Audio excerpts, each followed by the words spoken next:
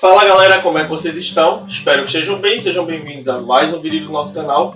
Como vocês sabem, ou talvez não saibam, eu sou Ítalo Marques e esse é o Noir Noir.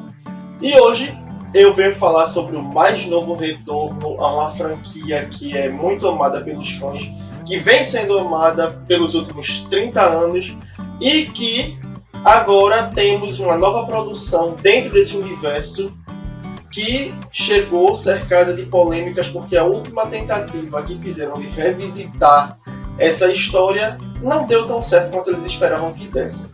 É claro que eu estou falando de Mufasa, o Rei Leão. Então se você quer saber o que eu achei sobre esse novo filme, é só aguardar aí para depois da vinheta.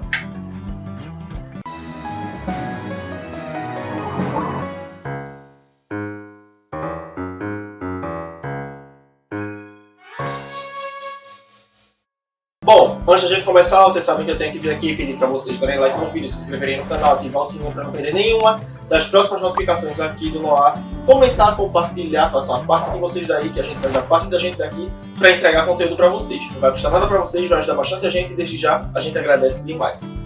Jabá feito, bora pro tema! Quando Simba e Nala precisam se ausentar da Pedra do Rei por motivos de força maior, eles incumbem Timão e Pumba de tomar conta de Kiara, a primeira filha do casal. E, para isso, eles vão contar com a ajuda também de Rafiki, que, para distrair a pequena durante a ausência dos pais, decide contar para ela a história de Mufasa, o rei mais amado ali daquelas terras, morto lá no primeiro filme, que a gente sabe muito bem pela história clássica. E esse filme vai seguir a narrativa traçada por Rafiki para contar a história de origem do antigo rei. E aí a gente vai acompanhar a origem de Mufasa, de onde ele veio junto com os pais dele, sonhando com uma terra melhor, já que eles vinham de um lugar inóspito, onde tinha pouco alimento, pouca água, era uma terra seca. Então, desde o início do filme, nós ouvimos falar de Milele, que é a terra da qual os pais de Mufasa sempre falavam para ele, que é uma terra onde tem abundância de tudo, onde eles vão conseguir viver plenamente satisfeitos por tudo aquilo que tem nesse lugar. Então, a primeira canção do filme se chama Milele e ela fala sobre esse lugar que é muito bom, que é para onde eles estão indo, que eles já podem visitar esse lugar em sonho. Então, a gente tem esse objetivo apresentado desde o início do filme.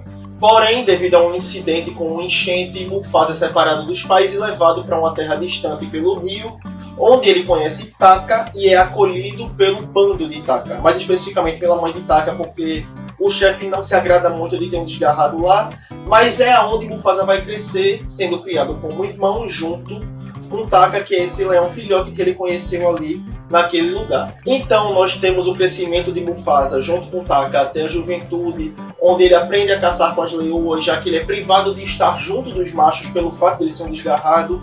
E nós acompanhamos a relação dele com Taka a partir daí, eles desenvolvendo, eles crescendo juntos, realmente como irmãos. Mas, devido a um incidente que coloca a alcateia em que Mufasa cresceu na mira de um grupo de leões desgarrados, sanguinários e impiedosos, Mufasa se vê obrigado a levar Taka embora daquelas terras para que ele consiga sobreviver e levar o legado da alcateia adiante, já que ele é tido como um príncipe daquelas terras ali, visto que ele é filho do leão que lidera todo o grupo da alcateia.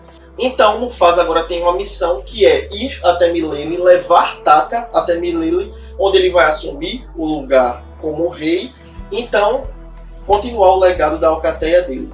A partir daí nós vamos acompanhar a jornada desses dois irmãos, Mufasa e Taka, até Milele, com mais alguns personagens com os quais a gente já tem familiaridade desde o filme de 1994, que são Sarabi, Zazu e Rafiki. Esse quinteto vai formar a força motora desse filme aqui, nessa jornada, nessa travessia até Milele, onde tudo vai desencadear, onde tudo vai se desenvolver e, mais pra frente, resultar na história que nos foi apresentada 30 anos atrás em O Rei Leão.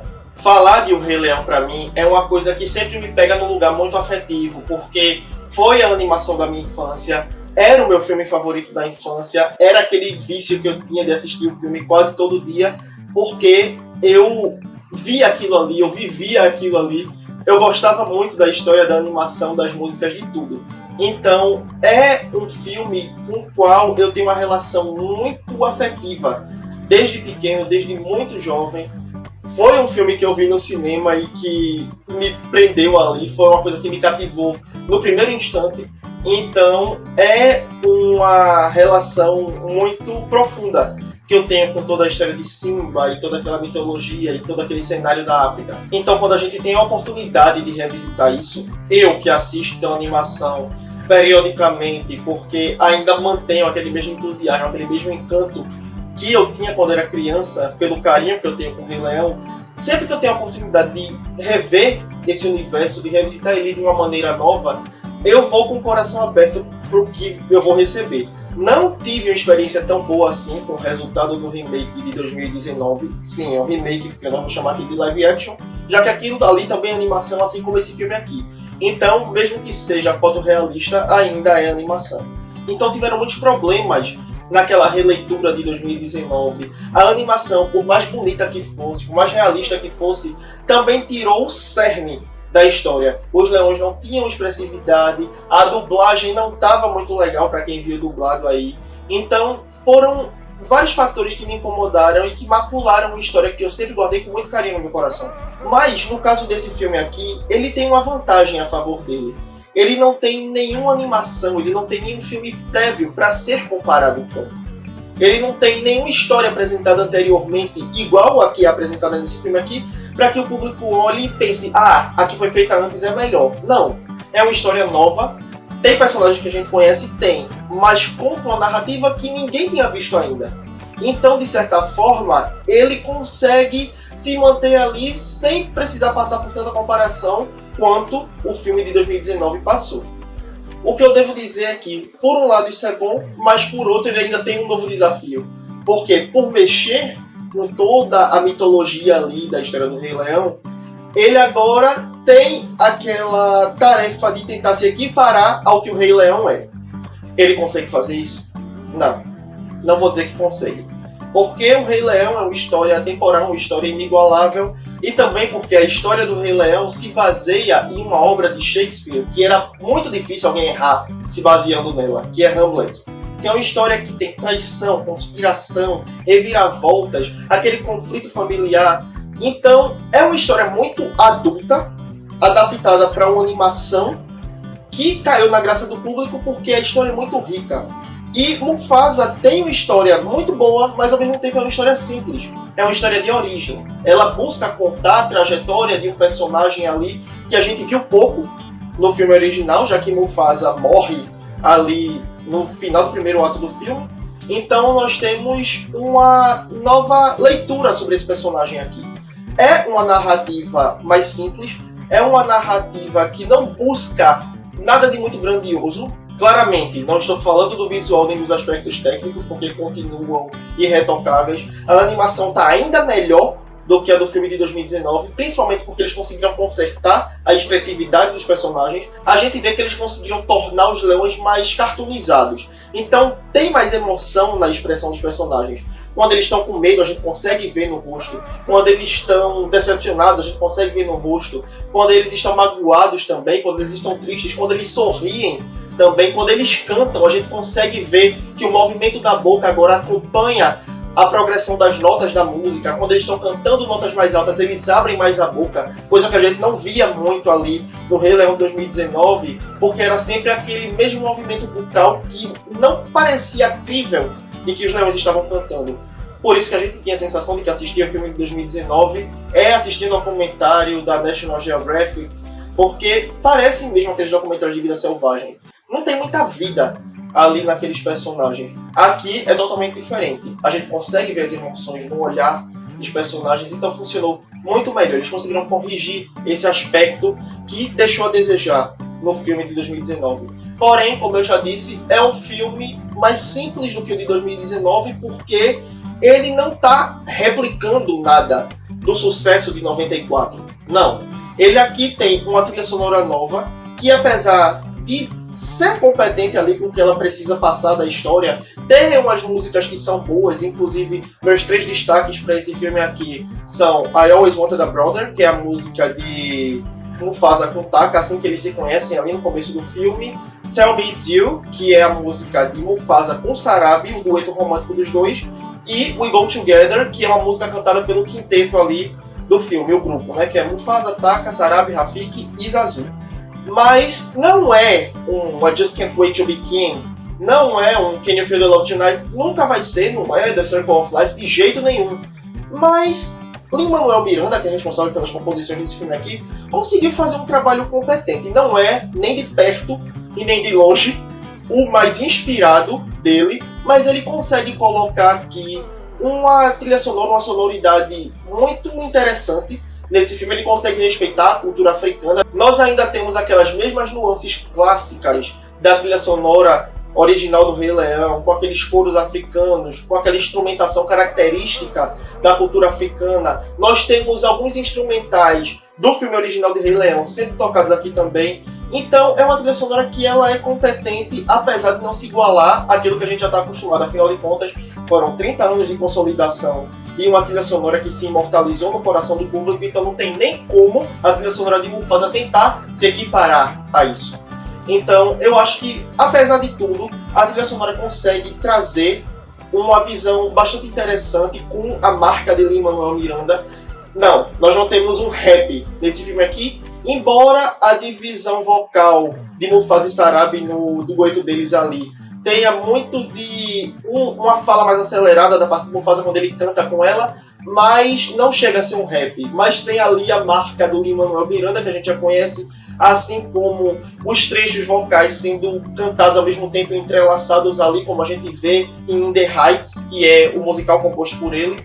Então eu acho que eu gosto bastante da trilha sonora desse filme, eu gosto do Lin-Manuel Miranda, eu gosto do que ele fez aqui, embora, claro, eu fique com a trilha sonora de 94 acima dessa daqui com toda certeza. Porém, é um filme que eu consigo ver muitos pontos positivos nele. Bem mais do que eu achei que eu veria, porque depois que eu estava calejado do Rei Leão 2019, eu fui pro cinema assistir esse daqui com as expectativas bem moderadas. O que, como eu já falei aqui, é o grande segredo de você tirar a melhor experiência que consegue de um filme que você não está esperando muito e você acaba se surpreendendo com qualquer coisa que ele lhe apresente. E não quer dizer que, pelo fato de eu ter ido com as expectativas baixas, ele me entregou pouca coisa e eu me contentei. Não. Ele entrega uma história boa, uma animação boa, uma trilha sonora competente e uma experiência que me causou mais sensações positivas do que negativas quando eu saí no final da sessão. Mas algumas coisas me incomodaram ainda nesse filme aqui, como é o caso das cenas que aparecem no meio da história ali, onde nós temos Rafiki contando a história para Kiara e várias vezes temos interrupções ali de Timão e Pumba para fazer uma gracinha que eu acho que não era necessário. Eu gosto muito dos personagens, mas nós já temos dois alívios cômicos dentro da história de Mufasa, que são Zazu e Rafiki.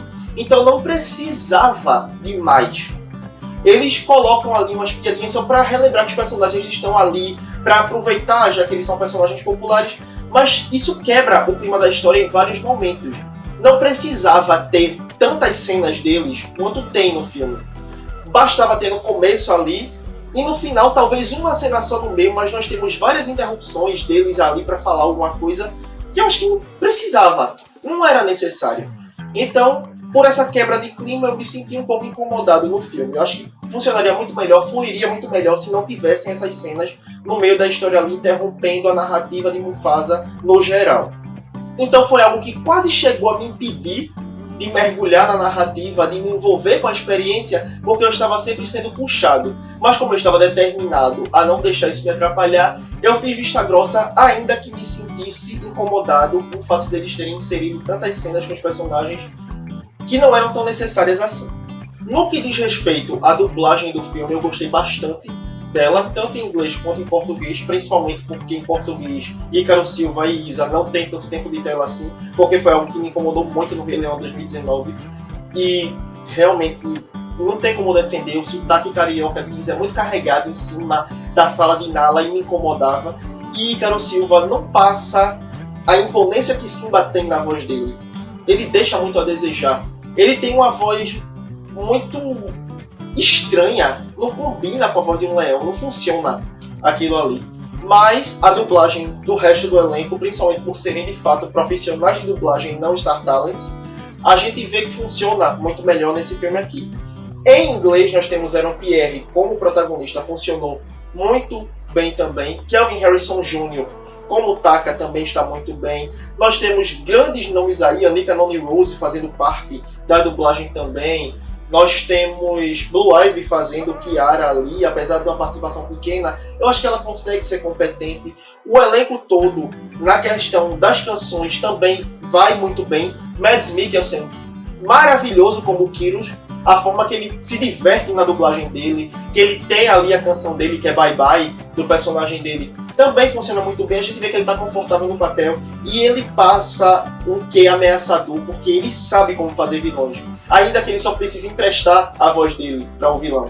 Então, ele está muito bem como Kyrus, que é um grande destaque desse filme aqui. Ele é um personagem ameaçador, ele é um leão cruel, a gente vê no semblante dele, na fisionomia dele como ele é, porque é um leão branco, ele tem aquela aparência meio cruel, meio fria, meio gélida, justamente pela cor dele ali, os olhos também, a forma que ele olha para os outros leões, ele está sempre aparentando ameaça. É um personagem que funciona muito bem como vilão. Então, eu gostei bastante do resultado da dublagem e da interação dos personagens também. Eu acho que eles têm muita química. A relação de Mufasa com Taka é muito bem explorada no filme aqui. Eu acho que deixa um pouco a desejar no final, quando a gente tem o desfecho ali, a reviravolta que revela quem Taka realmente vai vir a ser. Então eu acho que poderiam ter trabalhado melhor isso no roteiro, assim como também uma explicação para o que de fato aconteceu com a Pedra do Rei, porque é uma coisa que acontece ali no filme que não tem uma explicação lógica para aquilo ali, simplesmente acontece porque tem que acontecer, para fazer com que o público, então foi assim que surgiu. Mas eu acho que poderia ter sido melhor trabalhado esses aspectos no roteiro, principalmente porque a Pedra do Rei é um marco da história do Rei Leão, é o símbolo ali da família real em Milele, e também o fato de Scar é uma coisa primordial, é uma coisa que pesa muito pro personagem, para a construção do personagem, e simplesmente nós temos isso sendo decidido ali num diálogo meio raso no final do filme, que poderia ter sido melhor explorado. Mas não vou dizer que foi algo que eu olhei e disse, meu Deus, isso foi péssimo. Não, só poderia ter sido melhor, poderia ter sido trabalhado com mais carinho. Mas fazer o quê? É o que nós temos. Não é uma experiência ruim, não foi algo que me deixou insatisfeito, não foi algo que me fez sair com raiva do cinema, não foi algo que me causou decepção como o Rei Leão 2019 fez. Então pode ir sem medo, porque com essa passagem do bastão da direção de Jon Favreau para Barry Jenkins, eles vão conseguir fazer valer o seu ingresso. Então é isso, galera, essa foi minha opinião sobre Mufasa, o Rei Leão. Eu espero que vocês tenham gostado. Se vocês gostaram, não esqueçam de dar like no vídeo, se inscrever no canal, ativar o sininho para não perder nenhuma das próximas notificações aqui do Noir. Comenta, compartilha, manda esse vídeo aí pra galera que curte os temas que a gente traz aqui, os debates que a gente levanta, mas que ainda não sabe que a gente existe. Não pede pra pessoa se inscrever não, deixa ela vir, ter a própria experiência e aí ela decide se inscreve ou não. Não vai custar nada pra vocês, vai ajudar bastante a gente e desde já a gente agradece demais. Se você é novato, vai ter meus vídeos linkados aqui no card para você conhecer mais sobre o nosso trabalho aqui no Noir. Se você é veterano, te agradeço por ter visto esse vídeo até aqui. Aguardo todos vocês na próxima, sejam novatos ou veteranos. E até lá, tchau!